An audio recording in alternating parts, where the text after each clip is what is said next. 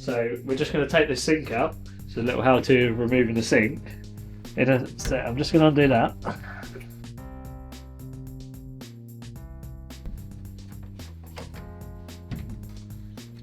So this is now full of water, like as you can see. How many times have you got that now and tipped that down there, thinking that you're tipping it down the drain, yet you've just removed it? I know I've done it a few times. I'm not today though.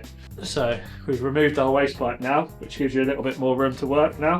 So obviously that was right there, right where I wanted to cut the pipes. So I've turned my water off, so that's all nicely off on there. And what I've done is I've opened the taps up to make sure I've got any excess water out, then just leave them open. So I'm going to cut onto this one first, which is the hot.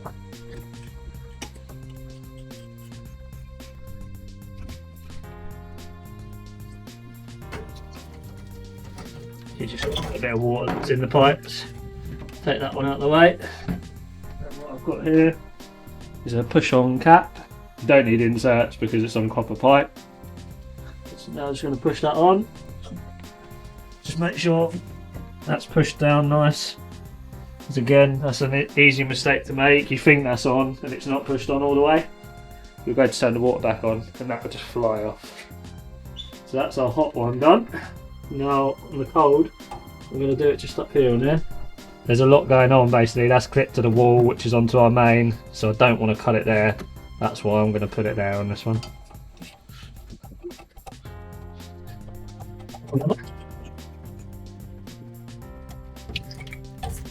That's the cold now disconnected. Move that out of the way.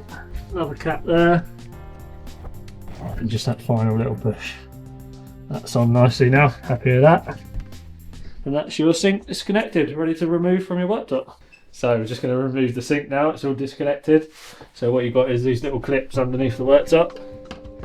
So I'm just going to loosen those off.